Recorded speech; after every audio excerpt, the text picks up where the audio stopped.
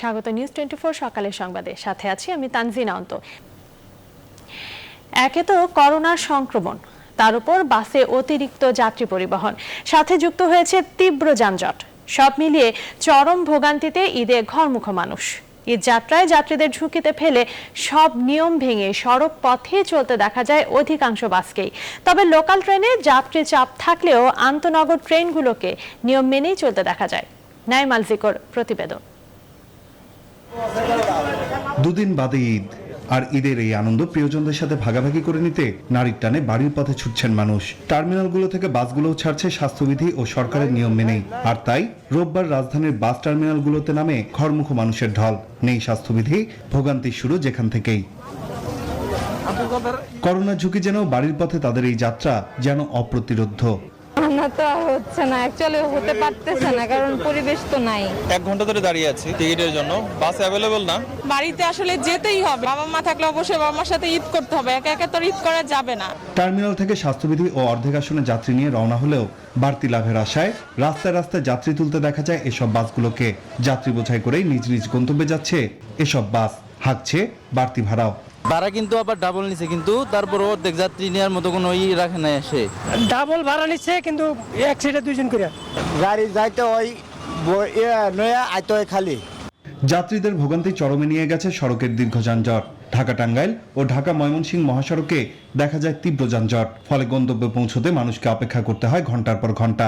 বাস থেকে নেমে পায়ে হেঁটেই নিজ নিজ গন্তব্যে পৌঁছানোর চেষ্টা করতে দেখা যায় অনেককে। প্রচুর জ্যাম, বাসেও বসে থাকা বিরক্ত লাগতেছে, সেই জন্য ঠিক আছে হাঁটি। জ্যামের কারণে আর কি ব্রিজটা ক্রস করে এখন ওই পাশ থেকে অটো নেওয়ার চেষ্টা করবো আর কি।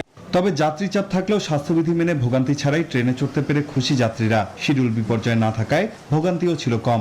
তবে চাহিদার 1 ভাগ টিকিট ছাড়াই অধিকাংশ যাত্রী ঝুঁকছেন লোকাল ট্রেনের দিকে, যেখানে বাড়তি ভাড়ার পাশাপাশি স্বাস্থ্যবিধির তোয়াক্কা করতে কাউকে দেখা যায়নি। ভোগান্তি তো, এই যে টিকিট দাঁড়িয়ে দাঁড়িয়ে লাইনে দাঁড়িয়ে, এর আগে তো এরকম অভিজ্ঞতা ছিল না। কুরবানি ওই জন্য সেফটি নিয়ে আর কি যাওয়া হচ্ছে, দেশে বাবা মার সাথে ঈদ করার জন্য। কষ্ট হচ্ছে, কিন্তু তারপরে তো বাপ মা শ্বশুর শাশুড়ি সবার সাথে ঈদ করতে মন চাইছে। রাজধানীর লঞ্চঘাটগুলোতে এখনো লাগেনি ঈদের আমেজ। যাত্রী চাপ তেমন একটা নেই বললেই চলে। তবে শিমুলিয়া পাটুরিয়া ফেরিঘাটে দেখা যায় যানবাহনের লম্বা লাইন ও মানুষের ঢল। কোরবানি দেয় তো কেউ নাই কি করার মতন, এই জন্য যাওয়া লাগবে। কষ্ট হইলেও তাদের সাথে ঈদ করার একটা আনন্দই আলাদা। মানুষের এমন অসচেতন চলাফেরা ও গণপরিবহনের শৃঙ্খলা ফেরানো না গেলে করোনা মহামারী সামনে আরো ভয়াবহ রূপ নেবে বলে মনে করছেন বিশেষজ্ঞরা। নাইম আল জিকো, নিউজ 24, ঢাকা। করোনা মহামারীর মধ্যে মৃত্যুর হাহাকার বাড়ছেই। এমন বাস্তবতার মধ্যে আজ মডার্নার 35 লাখ ডোজ টিকা ঢাকায় পৌঁছানোর কথা রয়েছে। তবে দেশের টিকা উৎপাদনে এখনো দৃশ্যমান অগ্রগতি মেলেনি। এক্ষেত্রে বেসরকারি কোম্পানিগুলোকে সবুজ সংকেত দেওয়ার কথা বলা হলেও বাস্তবের চিত্র মোটেও সন্তোষজনক নয়। তারা বলছেন, দেশে ভ্যাকসিন শিল্প এগিয়ে নিতে সরকারকেই উদ্যোগ নিতে হবে। আরিফিন শাকিল জানাচ্ছেন বিস্তারিত। দেশে দফায় দফায় আসছে একের পর এক টিকা। শুরুটা অক্সফোর্ড অ্যাস্ট্রাজেনেকা দিয়ে হলেও এখন প্রয়োগ হচ্ছে সিনোফার্মা, ফাইজার, মডার্না তৈরি টিকা। স্বাস্থ্য অধিদপ্তর বলছে, একটি টিকা আমদানি থেকে শুরু করে প্রয়োগ অবধি খরচ হয় 3000 টাকা। আর সরকারের লক্ষ্য দেশের 80% মানুষকে টিকার আওতায় নিয়ে আসা। বিশাল জনগোষ্ঠীর টিকার চাহিদা মেটাতে দরকার কয়েক হাজার কোটি টাকা। এমন বাস্তবতায় দেশি টিকা উৎপাদন করতে আগ্রহ দেখিয়েছে কয়েকটি বেসরকারি প্রতিষ্ঠান। এ নিয়ে সরকারের তরফ থেকে এরই মধ্যে সবুজ সংকেত দেওয়া হলেও বাস্তবায়নের কাজে রয়েছে ধীর গতি। বিশেষজ্ঞরা বলছেন, সরকারকে টিকা উৎপাদনে বেসরকারি খাতকে উৎসাহিত করতে হবে। বিদেশি প্রযুক্তি কেনার পাশাপাশি ভ্যাকসিন আবিষ্কারে গবেষণায় মনোযোগ বাড়াতে হবে। কোম্পানিরা অন্য কোম্পানির সঙ্গে নিজেরাও চুক্তি করে করতে পারে। আমাদের ভ্যাকসিন শিল্পটা যদি এগিয়ে যায়, সেই জন্য সরকার এখানে নানা ধরনের প্রণোদনা, উৎসাহ ইত্যাদি সব থাকা উচিত। যে গতিতে এই ভ্যাকসিনটির কাজ অগ্রসর হওয়া উচিত ছিল সেটি হয়নি, এবং কর্তৃপক্ষ তাদের ঘোষিত সময়সীমা রক্ষা করতে পারেনি। অথচ দেশে একটি ভ্যাকসিন তৈরি হলে করোনা প্রতিরোধী লড়াইয়ে আমরা অনেক দূর এগিয়ে যেতাম। তারা বলছেন, শুধু কেনা টিকা দিয়ে করোনা প্রতিরোধ করা অসম্ভব। সরকারি বেসরকারি যে কোনো পর্যায়েই করোনা ভ্যাকসিন তৈরির প্রয়াসকে সরকারের পক্ষ থেকে সর্বতোভাবে সব ধরনের সহযোগিতা করা উচিত। কারণ আমরা জানি 17 কোটি মানুষের দেশে ভ্যাকসিন কিনে প্রতি বছর টিকা দান করা প্রায় অসম্ভব। স্বাস্থ্যমন্ত্রী জাহিদ মালিক বলেছেন, গোপালগঞ্জে টিকা উৎপাদনের জন্য অবকাঠামোগত উন্নয়ন চলছে। একটি অত্যাধুনিক ভ্যাকসিন উৎপাদন সেন্টার আমরা স্থাপন করব। এরই মধ্যে সোমবার ঢাকায় পৌঁছাবে মডার্নার 35 লাখ টিকা, আর চীনের সিনোফার্মা থেকে চুক্তির 1.5 কোটি ডোজ টিকা আসবে ধাপে ধাপে। আরিফিন শাকিল, নিউজ 24, ঢাকা। মহামারীর মধ্যে পবিত্র কাবা তাওয়াফের পর আজ থেকে শুরু হয়েছে হজের মূল কার্যক্রম। সোমবার আরাফায় পবিত্র হজ পালন করবেন হাজিরা। পরদিন পশু কোরবানির মধ্য দিয়ে শেষ হবে হজের আনুষ্ঠানিকতা। এদিকে হাজিদের স্বাস্থ্যবিধি মানায় কঠোর পর্যবেক্ষণের পাশাপাশি বাড়ানো হয়েছে নিরাপত্তা বলয়। আসমাতুল ইডাস রিপোর্ট। রোববার মক্কা থেকে মিনায় অবস্থানের মাধ্যমে এবছর হজের মূল কার্যক্রম শুরু করেন হাজিরা। সৌদি আরবে হিজরি মাস গণনা অনুযায়ী 8 জিলহজ মক্কার অদূরে মিনার তাঁবুতে হাজিদের অবস্থানের দিন। রাতটি মিনায় কাটিয়ে হাজিরা ভোর থেকে ছুটবেন আরাফাতের উদ্দেশ্যে। সোমবার আরাফার দিনে পালিত হবে পবিত্র হজ। পরদিন পশু কোরবানির মধ্য দিয়ে শেষ হবে হজের আনুষ্ঠানিকতা। আরাফাতের ময়দানে এবার খুতবা দেবেন শায়খ ডক্টর বান্দার বিন আব্দুল আজিজ বালিলা। এর আগে শনিবার পবিত্র কাবা তাওয়াফের মধ্য দিয়ে এবছর হজের আনুষ্ঠানিকতা শুরু হয় হাজিদের। এরপর বিভিন্ন দলে ভাগ হয়ে হাজিরা মক্কার মসজিদুল হারামে অবস্থিত কাবা তাওয়াফ করেন। মহামারীর মধ্যে হজ পালনের সৌভাগ্য হয়েছে করোনার টিকা গ্রহণকারী সৌদি আরবে থাকা 150টি দেশের নাগরিক সহ 60,000 মানুষের। আসমাতুলি, নিউজ 24। কঠোর লকডাউন নিয়ে উদ্বিগ্ন ব্যবসায়ীরা। সবকিছু বন্ধ করে লকডাউন দেয়া হলে জীবন জীবিকার সমন্বয় কঠিন হয়ে পড়বে বলে মত তাদের।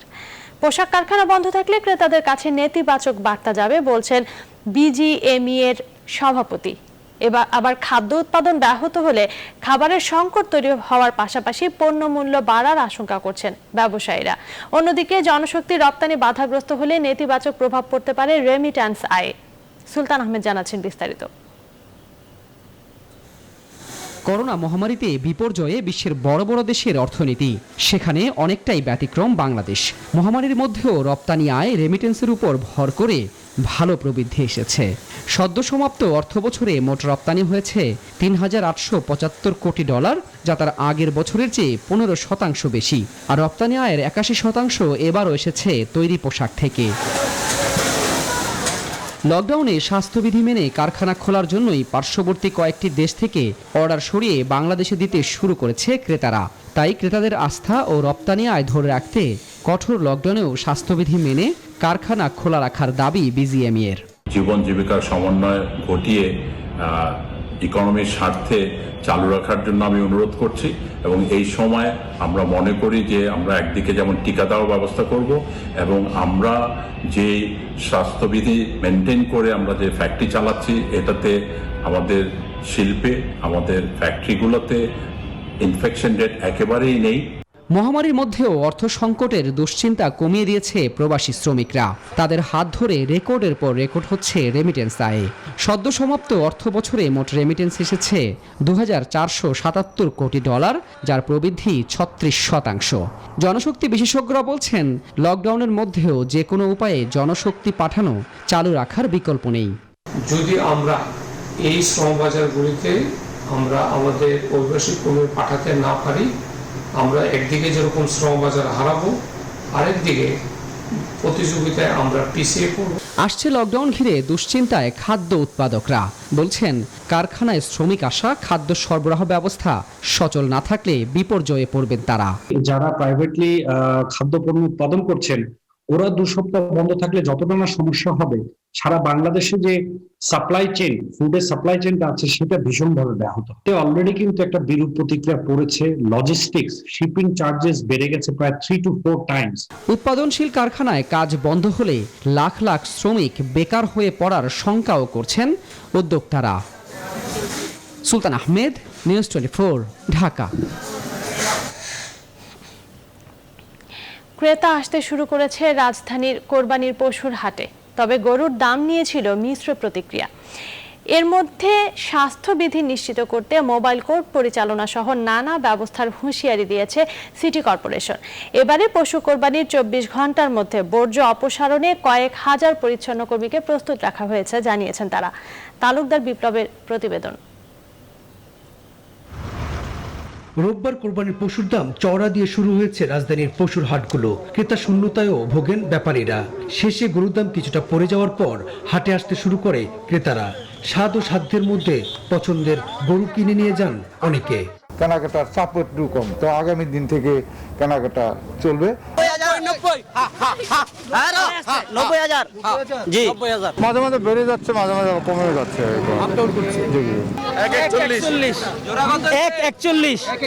এর মধ্যে রাজধানীর ভাটারা সাইদনগর হাট পরিদর্শনে আসেন মেয়র আতিকুল ইসলাম। এ সময় নিজেদের সুরক্ষার জন্য হাটে মাস্ক পরতে এবং প্রতিটি মানুষকে মাস্ক নিশ্চিত করতে হাট পর্যবেক্ষণ কমিটিকে নির্দেশ দেন মেয়র। বলেন স্বাস্থ্যবিধি মানার বিষয়টি দেখা না গেলে ঢাকা অ্যাপের মাধ্যমে অভিযোগ জানানোর জন্য প্রয়োজনে হাট বন্ধ করে দিতে ভ্রাম্যমাণ আদালতকে নির্দেশ দেন মেয়র। 200 ভলান্টিয়ার থাকবে, তারা সবাইকে মাস্কটা পরিয়ে দিবে। আমরা বলেছি যদি কোনো হাটে দেখো যে কোনো ধরনের স্বাস্থ্যবিধি মানা চলছে না, সেই হাটকে তাৎক্ষণিকভাবে তখনই বন্ধ করে দেওয়ার জন্য। এ সময় ভাটারা 100 ফিট সড়কের গরুহাটে বাহিরে বসানো ডিজিটাল হাটের বুথ পরিদর্শন করে উত্তরের মেয়র বলেন, কেউ হাটে ঢুকতে না চাইলে বুথে বসেই পশু কিনতে পারবেন। অনুরোধ করবো আপনার সে বুটের মাধ্যমেও এখান থেকেও কিন্তু যে কেউ এসে গরু বা ছাগল বা পশু কিনতে পারবে, কিন্তু হাটের ভিতরে ঢুকবে না। নির্ধারিত স্থানে পশু কোরবানি করার আহ্বান জানিয়ে আতিকুল ইসলাম বলেন, পশু কোরবানির 24 ঘন্টার মধ্যে বর্জ্য অপসারণে 11,000 পরিচ্ছন্ন কর্মীকে প্রস্তুত রাখা হয়েছে। তালুকদার বিপ্লব, নিউজ 24, ঢাকা। আবারও করোনাতে দৈনিক মৃত্যু 200 ছাড়িয়ে গেল। গত 24 ঘন্টায় ভাইরাসটিতে আক্রান্ত হয়ে 225 জনের মৃত্যু হয়েছে। এ নিয়ে মোট প্রাণহানি 17,894 জন। এছাড়া গত একদিনে নতুন শনাক্ত তার আগের দিনের চেয়ে অনেক বেড়েছে। গত 24 ঘন্টায় করোনাতে নতুন করে শনাক্ত হয়েছেন 11,578 জন। এ নিয়ে মোট শনাক্তের সংখ্যা দাঁড়ালো 11,03,989-তে। 24 ঘন্টায় সুস্থ হয়েছেন 8,845 জন। এখন পর্যন্ত সুস্থ হয়েছেন 9,32,008 জন। রোববার স্বাস্থ্য অধিদপ্তরের নিয়মিত সংবাদ বিজ্ঞপ্তিতে এসব তথ্য জানানো হয়। 24 ঘন্টায় নমুনা পরীক্ষা করা হয়েছে 39,806টি।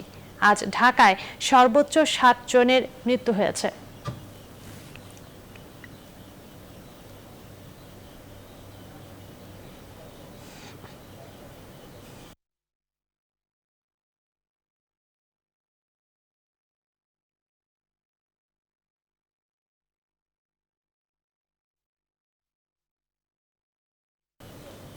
ঈদযাত্রার খবর জানাতে মহাখালী বাস স্ট্যান্ড থেকে যুক্ত হচ্ছেন সহকর্মী আলী তালুকদার।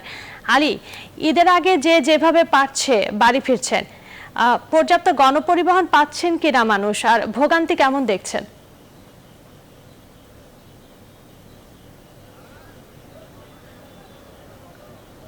ধন্যবাদ তানজিনা বলছিলেন যে সাধারণ মানুষের ভোগান্তি এবং যেভাবে পারছে সেভাবে তাদের যে গন্তব্য প্রিয়জনদের সাথে ঈদের আনন্দ ভাগাভাগি করতে সেখানে ছুটছেন।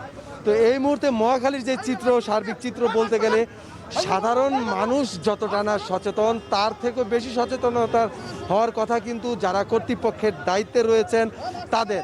তো সেই বিষয়গুলো কিন্তু আমরা মহাখালী টার্মিনালে দেখতে পাচ্ছি না, কারণ সাধারণ মানুষদের মধ্যে যে জড়তা, বলা হয়েছিল যে মাস্ক পরিধান করা, আপনি দেখতেই পাচ্ছেন এখানে যে কয়জনই দাঁড়িয়ে আছেন তাদের মাস্ক নেই। করোনার যেই সংক্রমণ, করোনার যে ঝুঁকি, প্রতিদিন অসংখ্য মানুষ মারা যাচ্ছে শুধুমাত্র এই করোনার কারণে, সেই বিষয়গুলো বিবেচনা করে বলা হয়েছিল যে স্বাস্থ্যবিধি মেনে চলতে। তো সেই বিষয়গুলো আসলে মানা হচ্ছে না। এবং সড়কে যারা যান চলাচল করবে তাদেরকে কিন্তু বলা হয়েছিল যে সবাই যেন দুইটি আসনের মধ্যে একটি আসন নিয়ে তারা যায়। তবে এই যে আমি যে বাসটিতে উঠলাম, সেই বাসটির চিত্র যদি আপনি দেখতে পান, যে পুরো বাসের মধ্যে দুটি আসনের মধ্যে যেখানে একজন বসার কথা, সেখানে পুরো সিটের মধ্যে ডাবল করে, তার মানে পরিপূর্ণভাবে তারা নিয়েছে। এই বিষয়গুলো নিয়ে আসলে কর্তৃপক্ষ বা যারা এর তদারকিতে রয়েছেন তারা আসলে কতটা উদাসীন সেই বিষয়টা কিন্তু আপনি দেখতেই পাচ্ছেন। করোনার সংক্রমণের ঝুঁকি এবং করোনা নিয়ে বারবার বলা হচ্ছিল যে সাধারণ মানুষ যেন সেই বিষয়গুলো মেনে চলে, তবে কর্তৃপক্ষ যদি এই বিষয়গুলো নিয়ে উদাসীন অবস্থায় থাকে তাহলে যে করোনার ঝুঁকি সেই ঝুঁকি থেকেই যায়। এবং আমরা দেখেছি যে এই যে যারা নিয়ম মানছেন না তাদের ক্ষেত্রে এই প্রশাসনিকভাবে কিন্তু মোবাইল কোর্ট পরিচালনা করা হচ্ছে এবং গতকালও এই টার্মিনালে যারা নিয়ম মানেনি তাদের মোবাইল কোর্টের আওতায় নিয়ে আসা হয়েছে। তবে আজকে কিন্তু সেই গতকালকের চিত্র আবার পুনরায় ফিরে এসছে, আমি আপনাকে দেখানোর চেষ্টা করলাম। এবং সাধারণ মানুষের যে ভোগান্তির কথা বলছিলাম সেই ভোগান্তি কিন্তু রয়েছেই, কারণ অনেক মানুষ জড়ো হয়েছে, তারা গ্রামে যাবেন প্রিয়জনদের সাথে ঈদ করতে, এবং যানবাহন পর্যাপ্ত থাকার পরেও মানুষের যেই সংখ্যা, মানুষের যেই ঢল, সেই ঢল কিন্তু আসলে সেই ভোগান্তিটা বাড়িয়ে দিচ্ছে। তো আমাদের আরেক সহকর্মী শামীম তিনি রয়েছেন দৌলদিয়া ঘাটে, সেখানকার পরিস্থিতি জানাবেন। শামীম,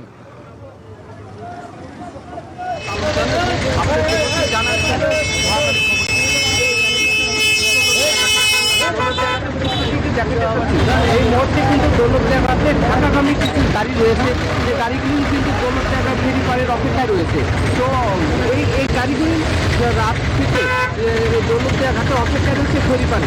তবে বিআরটিএ কর্তৃপক্ষ আমাদেরকে জানিয়েছেন দৌলতদিয়া পাটিয়া নৌরুটে পর্যাপ্ত পরিমাণ ফেরি রয়েছে, গাড়ি পারাপার করার কোনো সমস্যা হবে না।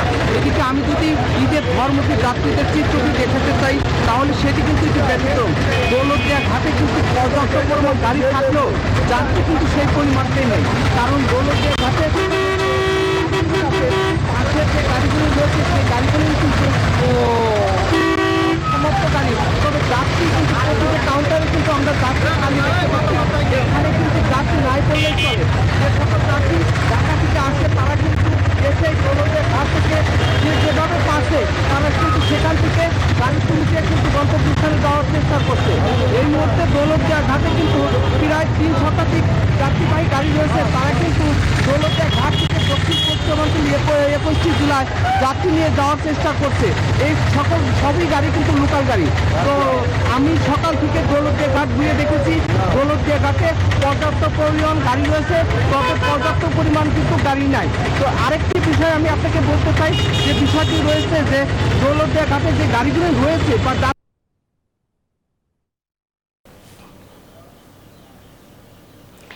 ধন্যবাদ শামীম, সেই সাথে ধন্যবাদ আলী তালুকদারকে। দর্শক, ঈদ যাত্রা খবর জানাতে আমাদের সঙ্গে যুক্ত হয়েছিলেন সহকর্মীরা। চলে যাচ্ছি পরের খবরে। করোনা পরিস্থিতি সরকারের নিয়ন্ত্রণের বাইরে চলে গেছে। টিকা নিয়ে সরকার যে দুর্নীতির আশ্রয় নিয়েছে তা গোটা পরিস্থিতিকে লেজে গোবরে করে ফেলেছে।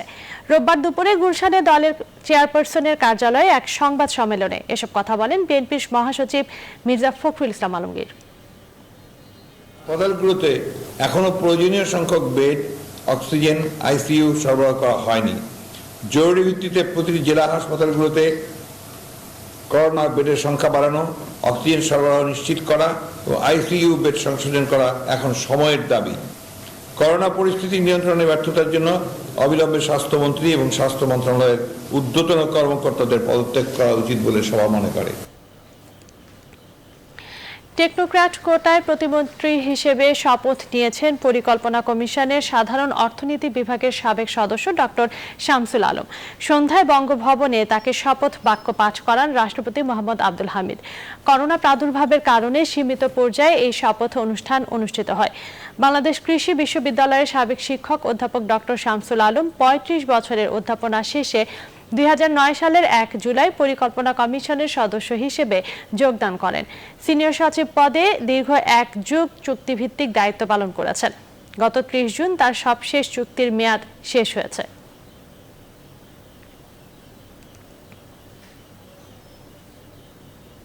প্রাণঘাতী করোনা ভাইরাস সংক্রমণের মধ্যে দেশে ডেঙ্গু পরিস্থিতির আরও অবনতি হতে পারে বলে আশঙ্কা প্রকাশ করেছে স্বাস্থ্য অধিদপ্তর। এ থেকে পরিত্রাণের জন্য ঘুমানোর সময় মশারি টানানোর পরামর্শ দিয়েছে তারা। রোববার দুপুরে সারা দেশের করোনা পরিস্থিতি নিয়ে স্বাস্থ্য অধিদপ্তরের নিয়মিত বুলেটিনে এই আশঙ্কার কথা জানান অধিদপ্তরের মুখপাত্র ডাক্তার নাজমুল ইসলাম। ডেঙ্গু আক্রান্ত রোগীর সংখ্যা 81 জন এবং জানুয়ারির 1 তারিখ থেকে জুলাই মাসের 17 তারিখ পর্যন্ত মোট রোগীর সংখ্যা 1139 জন। এই পরিস্থিতির অবনতি হবার একটি আশঙ্কা থেকেই যায় এবং রোগীর সংখ্যা বেড়ে গেলে এই করোনার পাশাপাশি সেটি কিন্তু একটি বড় চ্যালেঞ্জ হয়ে দাঁড়ায়। সংবাদে একটা বিরতি নিচ্ছি, সাথেই থাকুন।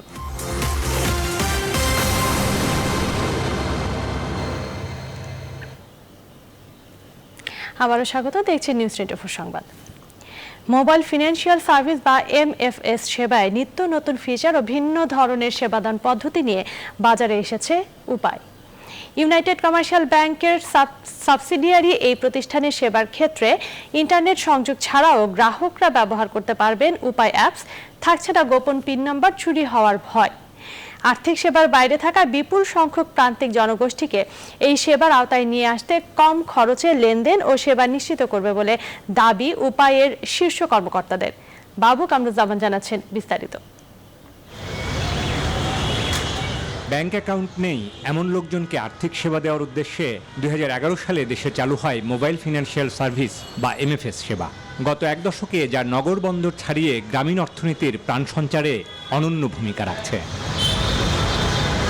হাতে থাকা একটি মোবাইল ফোন কেবল জীবনযাত্রা নয়, অনেকটাই সহজ করে দিয়েছে আর্থিক লেনদেন কার্যক্রম। বাংলাদেশ ব্যাংকের সবশেষ হিসাবে গত 4 বছরে এ সেবার গ্রাহক সংখ্যা বেড়েছে দ্বিগুণ, যা এখন ছাড়িয়েছে 10 কোটি। তবে ব্যবহারকারীদের প্রায় 70 ভাগই এখনও ফিচার ফোনের মাধ্যমে অর্থ লেনদেন করছে।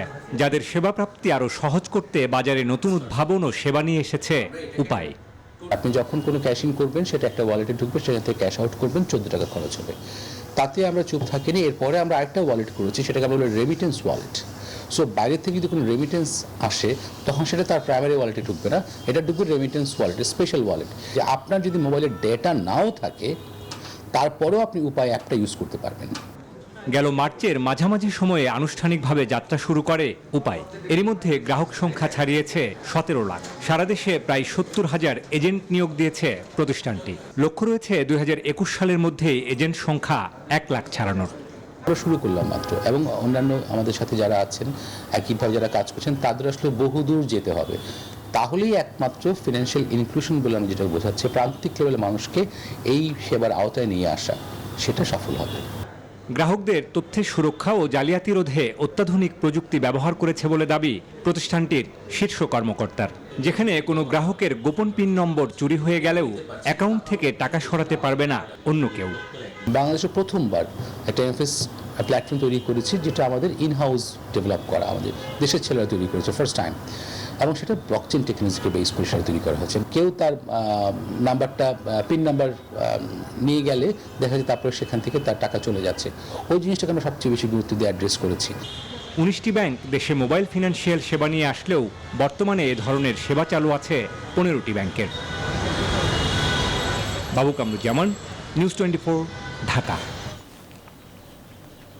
কথার জাদুকররা বেঁচে থাকেন বইয়ের ভাঁজে, বেঁচে থাকেন অক্ষরের গাঁথুনি, গল্পের চরিত্রে আর সৃজনশীল নির্মাণে। জীবন থেকে বিচ্যুতি ঘটলেও তারা রয়ে যান বর্তমানেই। হুমায়ুন আহমেদ তেমনই একজন লেখক। আজ তার নবম মৃত্যুবার্ষিকী, আর এমন দিনে সাহিত্যের ধ্রুবতারা সম্পর্কে তার বইয়ের প্রকাশকরা বললেন তার পাঠক প্রিয়তা কমেনি একটুও। শুকর নামিরের প্রতিবেদন। উপন্যাস দিয়ে নিজের প্রতিভা প্রকাশ পেলেও লেখালেখি তার শুরু কবিতা দিয়ে, এরপর নাটক, শিশু সাহিত্য, বৈজ্ঞানিক কল্পকাহিনী, গান, চলচ্চিত্র পরিচালনা, শিল্প সাহিত্যের প্রতিটি শাখাতেই করেছেন বিচরণ। সাফল্য নিজ থেকে ধরা দিয়েছে তার কাছে। বাংলাদেশের বইয়ের পাঠক তৈরি এবং সৃজনশীল প্রকাশনা শিল্পকে গতিশীল করতে অপরিসীম অবদান রেখেছিলেন হুমায়ুন আহমেদ। সাহিত্যের এ ধ্রুবতারা সম্পর্কে এমনটাই জানিয়েছেন তার বইয়ের প্রকাশকরা। হুমায়ুন আহমেদের নতুন বইয়ের একটি কারিশমা ছিল, সে ম্যাজিকের মতো কিন্তু পাঠক টেনে নিয়ে আসতো, নতুন পাঠক তৈরি হতো। সেই সময়ে প্রকাশনা শিল্পের যে ভিতটা তৈরি হয়েছিল, সেই ভিতটা এতটাই মজবুত ছিল যে সেই ভিতটা কিন্তু ক্রমান্বয়ে প্রকাশনাটাকে আরো প্রসারিত করেছে। হুমায়ুন আহমেদের লেখনীর শূন্যতা তৈরি হলেও পাঠক প্রিয়তা কমেনি এক চুলো। জীবন থেকে কিংবদন্তি এই লেখকের বিচ্যুতি ঘটলেও আজও তিনি বর্তমান। তার বইয়ের সংখ্যা তো অনেক, মৌলিক বইয়ের সংখ্যা তো প্রায় 250-এর উপরে। তো কাজে যারা আগের বইগুলো পড়েনি সেগুলো পড়ছে, আবার প্রতিনিয়ত কিন্তু আবার নতুন পাঠকও তৈরি হচ্ছে। সৃষ্টিশীল মানুষের শূন্যতার জায়গা কখনো তৈরি হয় না। তার যে অসংখ্য সৃষ্টি তিনি রেখে গেছেন, আমরা মনে করি এগুলোর মাঝেই হুমায়ূন আহমেদ আছেন। উনি বইমেলায় আছেন, উনি দক্ষিণ হয় আছেন, উনি নুহাসপল্লীতে আছেন, উনি সেন্ট মার্টিনে আছেন, হ্যাঁ, উনি সর্বত্র বিচরণ করছেন।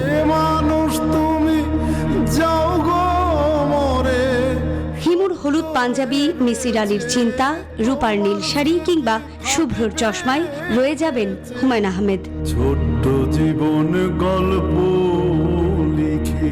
সুকন্যা আমির, নিউজ 24, ঢাকা। আগামীতে আম রপ্তানির ক্ষেত্রে আরও গুরুত্ব দেওয়া হবে উল্লেখ করে রপ্তানি বাড়াতে উদ্যোগ নেওয়ার আহ্বান জানিয়েছেন কৃষিমন্ত্রী আব্দুর রাজ্জাক। রোববার সচিবালয়ে নিজ কার্যালয়ে এক ব্রিফিংয়ে তিনি আরও বলেন, চালের দাম নিয়ন্ত্রণে কাজ করে যাচ্ছে সরকার। মৌসুমে আমরা সংশ্লিষ্ট সবাইকে, রপ্তানির সাথে যারা জড়িত সবাইকে ডেকেছি। তাদের অভিজ্ঞতার কাছ থেকে আমরা শিখতে চাই। যারা আম রপ্তানি করছে তারাও আমাদেরকে শেখাবে যে তাদের কি কি সমস্যা, দুর্বলতার দিকগুলো কি কারণে আমরা রপ্তানি করতে পারি না, কেন আন্তর্জাতিক বাজারে আমরা যেতে পারছি না। এবার দেশের বিভিন্ন স্থানে ঘটে যাওয়ার ঘটনা নিয়ে টুকরো খবর।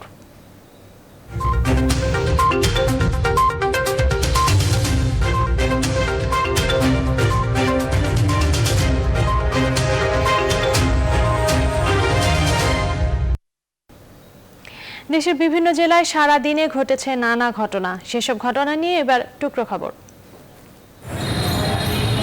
কুষ্টিয়ায় সড়ক বিভাগের ভবন নির্মাণের জন্য বাগানের গাছ কাটার সিদ্ধান্তের প্রতিবাদে মানববন্ধন করেছে পরিবেশবিদরা। সড়ক বিভাগের কুষ্টিয়া অফিসের সামনে সকালে এই কর্মসূচি পালন করে সম্মিলিত সামাজিক আন্দোলন, পরিবেশ ক্লাব সহ বিভিন্ন সংগঠনের কর্মীরা। নাটোরে স্বাস্থ্য সুরক্ষা সামগ্রী দিয়েছে আইসিটি প্রতিমন্ত্রী অ্যাডভোকেট জুনায়েদ আহমেদ পলক। সকাল 9টার দিকে জেলা প্রশাসকের সম্মেলন কক্ষে এক সংক্ষিপ্ত সভা শেষে জেলার বিভিন্ন স্থানে করোনা প্রতিরোধক বুথ স্থাপন করেন তিনি। এছাড়া মাস্ক ও অক্সিজেন কনসেন্ট্রেটর দেন তিনি। বগুড়ায় করোনায় ক্ষতিগ্রস্ত কর্মহীন মানুষদের মাঝে খাদ্য সামগ্রী বিতরণ করেছে পুলিশ নারী কল্যাণ সমিতি ও রোটারি ক্লাব অব বগুড়া। সকালে বগুড়া পুলিশ লাইন্স ও জেলা স্কুল মাঠে পৃথকভাবে এসব সামগ্রী প্রদান করা হয়। মুন্সিগঞ্জের টঙ্গিবাড়ি উপজেলার কামারখাড়া ইউনিয়নে প্রধানমন্ত্রীর আর্থিক সহায়তা পেল 328 পরিবার। কর্মহীন, দুস্থ ও দরিদ্র পরিবারের মাঝে 500 টাকা করে দেয়া হয়। মেহেরপুরে প্রধানমন্ত্রী শেখ হাসিনার ঈদ উপহার ভিজিএফ কর্মসূচির আওতায় অসহায় দুস্থদের মাঝে চাল বিতরণ করা হয়েছে। শহরের 4621টি পরিবারের মাঝে এই সহায়তা দেয়া হয়। স্বাস্থ্য সুরক্ষা নিশ্চিতে সাতক্ষীরায় ঈদে ঘরমুখ মানুষ ও পথচারীদের মাঝে মাস্ক ও হ্যান্ড স্যানিটাইজার বিতরণ করেছে সাতক্ষীরা 93 এসএসসি ব্যাচ। দুপুরে শহরের নিউ মার্কেট চত্বরে এই স্বাস্থ্য সুরক্ষা বিতরণ করা হয়।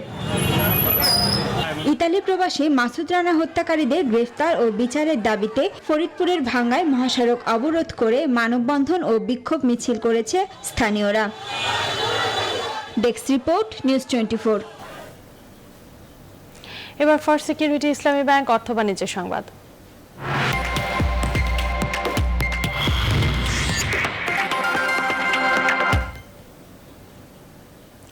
ই কমার্সের ব্যবসায়ীদের অবশ্যই নিবন্ধিত হতে হবে। নির্দেশনা অনুযায়ী ব্যবসা পরিচালনা না করলে প্রচলিত আইনে ব্যবস্থা নেওয়া হবে বলে জানিয়েছেন বাণিজ্য মন্ত্রণালয়।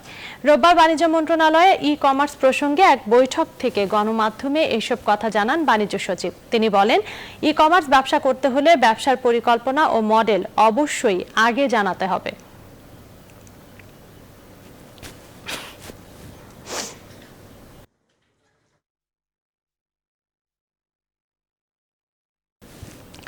প্রতারণা ও অনিয়মের হাজার কোটি টাকা অগ্রিম নিয়ে 342 কোটি টাকা আত্মসাৎ ও পাচার করার অভিযোগে ই-ভ্যালির চেয়ারম্যান ও ব্যবস্থাপনা পরিচালকের দেশ ত্যাগের নিষেধাজ্ঞা ইমিগ্রেশন কর্তৃপক্ষের কাছে পাঠিয়েছে দুদক। দুদকের অনুসন্ধান কর্মকর্তা মামুনুর রশিদ, শামীমা নাসরিন ও রাসেলের দেশ ত্যাগের নিষেধাজ্ঞার আদেশ আদালতে আবেদন করায় এই নির্দেশনা জারি হয়। দুদকের অভিযোগে বলা হয়েছে, অভিযুক্ত ই-ভ্যালির চেয়ারম্যান শামীমা নাসরিন ও ব্যবস্থাপনা পরিচালক দেশ ত্যাগের চেষ্টা করছে। তাদের বিরুদ্ধে গ্রাহকের কাছ থেকে প্রতারণা ও বিভিন্ন পণ্যের হাজার কোটি টাকা অগ্রিম নিয়ে 342 কোটি টাকা আত্মসাৎ করেছে বলে অভিযোগ করা হয়। দুদক বলছে, অভিযুক্তদের অর্থ আত্মসাৎ ও মানি লন্ডারিং এর মাধ্যমে পাচার করার অভিযোগ তদন্ত চলমান রয়েছে। সুষ্ঠু তদন্তের স্বার্থেই তাদের দেশ ত্যাগের ওপর এই নিষেধাজ্ঞা দেওয়া হয়েছে বলে জানায় দুর্নীতি দমন কমিশন।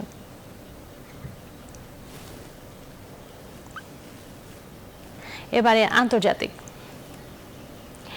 ইসরায়েলি স্পাইওয়্যার পেগাসাস ব্যবহার করে বিশ্বের বিভিন্ন দেশের গুরুত্বপূর্ণ ব্যক্তিদের স্মার্টফোনে আড়ি পাতার ঘটনা ফাঁস হয়েছে। এ তালিকায় রয়েছেন সাংবাদিকেরাও। রোববার গার্ডিয়ান ও বিবিসি সহ 17টি সংবাদ মাধ্যমের অনুসন্ধানে বেরিয়ে এসেছে, আড়ি পাতা হয়েছে বিশ্বের প্রথম সারির গণমাধ্যমের 180 জন সাংবাদিকের স্মার্টফোনে। প্যারিস ভিত্তিক অলাভজনক সংবাদ সংস্থা ফরবিডেন স্টোরিজ এবং লন্ডন ভিত্তিক মানবাধিকার সংগঠন অ্যামনেস্টি ইন্টারন্যাশনাল প্রথম এই তথ্য পায়। এছাড়াও ভারতীয় 2 জন মন্ত্রী সহ বিরোধী নেতা, ব্যবসায়ী, সমাজকর্মী ও 40 সাংবাদিক সহ গুরুত্বপূর্ণ 3 শতাধিক ব্যক্তির ফোন হ্যাক হয়েছে বলে জানা গেছে। পেগাসাস নামের ম্যালওয়্যার ব্যবহার করে আইফোন ও অ্যান্ড্রয়েড ফোনের সব message, photo, email, call record জানা যায়। এই ম্যালওয়্যার ফোন ব্যবহারকারীর অজ্ঞাতেই মাইক্রোফোন চালু করে দেয়। অনুসন্ধানকারীদের হাতে 50,000-এরও বেশি ফোন নম্বর এসেছে। ধারণা করা হচ্ছে 2016 সাল থেকে এনএসও এর গ্রাহকেরা এসব নম্বরে আড়ি পেতেছে।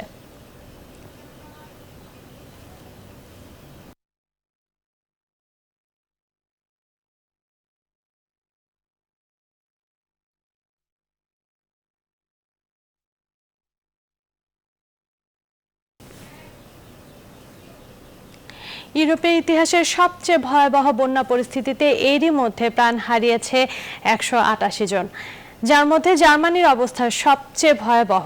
গত সপ্তাহের বন্যায় মৃতের সংখ্যা ছাড়িয়েছে 156। লন্ডভন্ড হয়ে গেছে পশ্চিমাঞ্চলের বেশ কিছু শহর। বিধ্বস্ত শহর ঘুরে দেখতে সেখানে গিয়ে বাকরুদ্ধ হয়ে গেছেন চ্যান্সেলর অ্যাঙ্গেলা মের্কেল।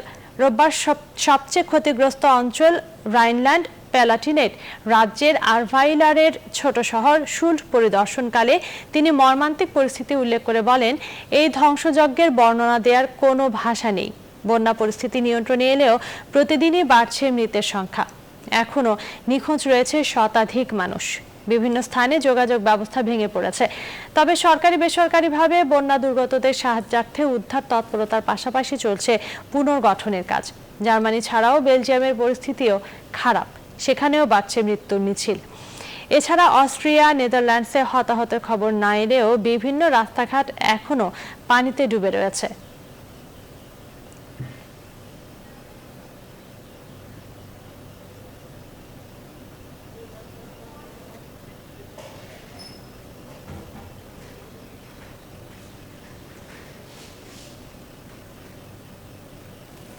এবারে খেলার খবর। 3 ম্যাচ ওয়ানডে সিরিজের দ্বিতীয়টিতে জিম্বাবুয়েকে 3 উইকেটে হারিয়েছে বাংলাদেশ। এর মধ্য দিয়ে 1 ম্যাচ হাতে রেখে ওয়ানডে সিরিজ জিতে নিল টাইগাররা।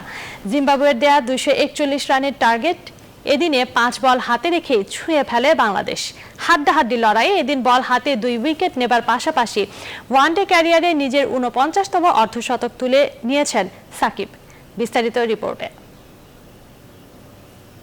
1 যুগ পর জিম্বাবুয়েতে ওয়ানডে সিরিজ জয়ের স্বাদ পেল বাংলাদেশ। ঘরের মাটিতে যে সফলতার ধারা ছিল অনেকটাই নিয়মিত, তার ধারাবাহিকতা এবার বজায় থাকলো সুদূর আফ্রিকাতেও। হাড্ডাহাড্ডি লড়াইয়ে বাংলাদেশ জয় পেল 3 উইকেটে। দিনের শুরুতে টস জিতে জিম্বাবুয়ের হাসিমুখ। ব্যাটিংয়ে নেমে বেশিক্ষণ স্থায়ী হয়নি। তাসকিনের বলে দলীয় 3 রানে ফিরে যান ওপেনার তিনাস। টপ অর্ডার, মিডল অর্ডারের ব্যাটসম্যানদের যখন ধুঁকতে হয়েছে বড় স্কোরের জন্য, সেখানে ব্যতিক্রম ছিলেন টেইলর আর ওয়েসলি মাধিভেরে। টেইলরের 46 আর ওয়েসলির 56 রান জিম্বাবুয়েকে দেয় 9 উইকেটে 240 রানের পুঁজি। 4 উইকেট নিয়ে রোডেশিয়ানদের রানের চাকা মন্থর করার কাজটা করেন শরীফুল ইসলাম। সাকিব পান 2 উইকেট। লক্ষ্য তাড়া করতে নেমে তামিম লিটনের ওপেনিংয়ে ৩৯ রান বাংলাদেশের স্কোর বোর্ডে।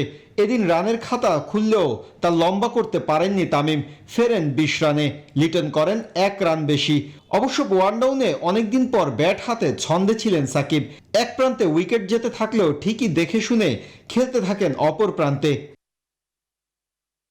দুর্ভাগ্য প্রথম ম্যাচের মতো এদিনও ফ্লপ ছিলেন মিথুন মুসাদ্দেক। ৭৫ রানে ৪ উইকেট হারিয়ে বিপাকে পড়া দলকে দিশা দেখান সাকিব মাহমুদুল্লাহ, উপহার দেন ৫৫ রানের জুটি। মাহমুদুল্লাহর ২৬ রানে বিদায়ের পর আরও একবার হোঁচট খায় বাংলাদেশ। ম্যাচের ভাগ্য যখন অনেকটাই জিম্বাবুয়ের অনুকূলে, তখন সাকিবকে যোগ্য সঙ্গ দেন সাইফুদ্দিন, আর তাতেই দলকে জয়ের বন্দরে নিয়ে যান সাকিব। ৯৬ রানে অপরাজিত থেকে ৫ বল বাকি থাকতেই বাংলাদেশকে নিয়ে যান জয়ের বন্দরে। Mahfuzul Islam, news 24। Bangladesh premier league football BPL ফুটবলে আজ বিগ ম্যাচ। সন্ধ্যা 6:45 বঙ্গবন্ধু জাতীয় স্টেডিয়ামে হবে শেখ রাসেল ক্রীড়া চক্র ও শেখ জামাল ধানমন্ডি ক্লাবের লড়াই। 16 ম্যাচে 35 পয়েন্ট পাওয়া শেখ জামাল টেবিলের 3 নম্বরে। কোচ শফিকুল ইসলাম মানিকের অধীনে এবারের মৌসুমে দুর্দান্ত খেলতে থাকা শেখ জামাল নিজেদের শেষ 5 ম্যাচে পেয়েছে একটি হারের দেখা। বাকি 4 ম্যাচের মধ্যে সবচেয়ে বড় জয় চট্টগ্রাম আবাহনীর বিপক্ষে 3-1 ব্যবধানে। এদিকে জায়ান্ট শেখ রাসেল ক্রীড়া চক্র আছে টেবিলের 6 নম্বরে।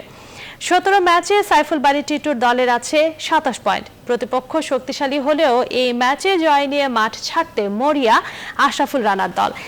এদিকে দিনের প্রথম ম্যাচে বিকেল 4:30টায় আরামবাগের প্রতিপক্ষ সাইফ স্পোর্টিং ক্লাব।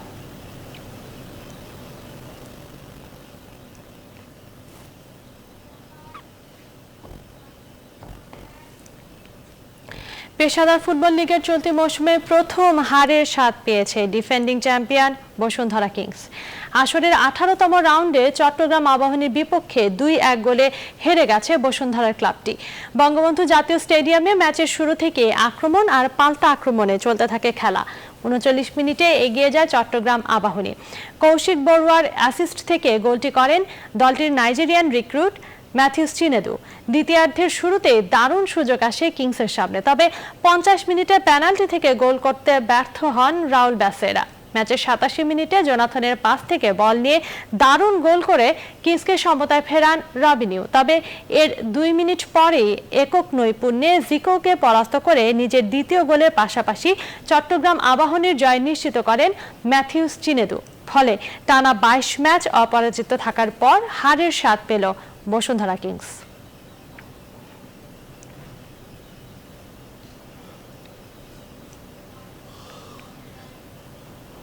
এবারে বিনোদনের খবর। চট্টগ্রাম বিশ্ববিদ্যালয় চারুকলা বিভাগের প্রয়াত অধ্যাপক ও শিল্পী শফিকুল ইসলামের 5ম একক চিত্র প্রদর্শনীর উদ্বোধন হলো রোববার। মহামারী পরিস্থিতির কারণে স্বল্প পরিসরে চট্টগ্রামের মৃন্ময় আর্ট গ্যালারিতে এই আয়োজন করা হয়। শিল্পপ্রেমীদেরকে অনলাইনে এই আয়োজন দেখানোর ব্যবস্থা করা হয়েছে। এতে শিল্পীর পরিবারের সদস্যরা ছাড়াও সহকর্মী ও শিক্ষার্থীরা অংশ নেন। এই আয়োজনের মাধ্যমে শিক্ষক ছাত্রছাত্রী শিল্পপ্রেমিক মানুষ শিল্পী শফিকুল ইসলামকে জানার সুযোগ পাবেন বলে জানান আয়োজকরা।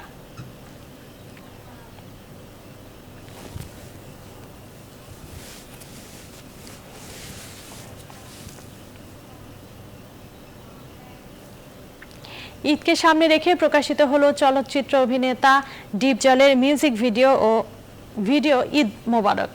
রোববার সন্ধ্যায় বিএফডিসির জহির রায়হান কালার ল্যাব মিলনায়তনে অনুষ্ঠিত হয় এর প্রকাশনা অনুষ্ঠান। এদিন উপস্থিত ছিলেন বাংলা চলচ্চিত্রের এক ঝাঁক তারকা অভিনয় শিল্পী। মন্তাজুর রহমান আকবর পরিচালিত এই মিউজিক ভিডিও কোরিওগ্রাফি করেছেন সাইফ খান কালু। গানটিতে কণ্ঠ দিয়েছেন রাজীব। করোনা বাস্তবতায় আসন্ন ঈদে সিনেমা মুক্তি না পেলেও প্রকাশনা অনুষ্ঠানে ডিপজল জানান তার প্রযোজনায় 4টি সিনেমার নির্মাণ কাজ শেষ হয়েছে। প্রেক্ষাগৃহ না খুললে তার ইউটিউব চ্যানেলে প্রকাশ করা হবে সিনেমাগুলো। এছাড়াও প্রতি মাসের 16 তারিখে একটি করে সিনেমার শুটিং কাজ শুরু করেন বলেও জানান তিনি।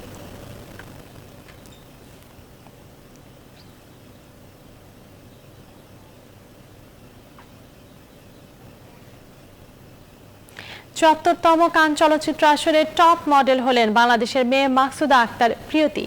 টপ মডেল অ্যাওয়ার্ড পেয়ে উচ্ছ্বসিত বাংলাদেশি আইরিশ এই সুন্দরী। বিস্তারিত জানাচ্ছেন চন্দ্রানী চন্দ্রা। বিশ্ব চলচ্চিত্রের অন্যতম জমজমাট আসর কান চলচ্চিত্র উৎসব। আসরে টপ মডেল নির্বাচিত হয়েছেন বাংলাদেশের মডেল অভিনেত্রী মাকসুদা আক্তার প্রিয়তি। আর সেই আসর থেকে এমন প্রাপ্তিতে উচ্ছ্বাসিত প্রিয়তি জানান, টপ মডেলের অ্যাওয়ার্ড পাওয়া স্বপ্নের মতো লাগছে। কান উৎসবের আয়োজক দেশটিতে ফ্রান্স সহ বিশ্বের নানা দেশের মডেলরা অংশ নিয়েছেন। উৎসবে ইন্টিগ্রিটি ম্যাগাজিন আয়োজিত প্রতিযোগিতায় অংশগ্রহণ করে টপ মডেল অ্যাওয়ার্ড জয় করেছেন আয়ারল্যান্ডের নাগরিক এই সুন্দরী। বাংলাদেশের মেয়ে প্রিয়তি ঢাকায় শৈশব কাটলেও কৈশোরে চলে যান আয়ারল্যান্ডে। সেখানে মডেলিং শুরু করেন। পেশাগতভাবে বৈমানিক হিসাবে কাজ করছেন তিনি। বাংলাদেশি বংশোদ্ভূত প্রিয়তি মিস আয়ারল্যান্ড 2014 প্রতিযোগিতায় বিজয়ের মুকুট মাথায় তুলেছেন। শুধু তাই নয়, মিস আর্থ 2016 প্রতিযোগিতায় বিজয়ী হন। এরপর অংশ নেন বিভিন্ন প্রতিযোগিতায়। নানা দেশে নানা পুরস্কার ও স্বীকৃতি অর্জন করে নিয়েছেন প্রিয়তি। চন্দ্রানী চন্দ্রা, নিউজ 24। এই ছিল এখনকার সংবাদ আয়োজনে। আরো খবর ও বিশ্লেষণ জানতে ভিজিট করুন www.news24bd.tv। ধন্যবাদ।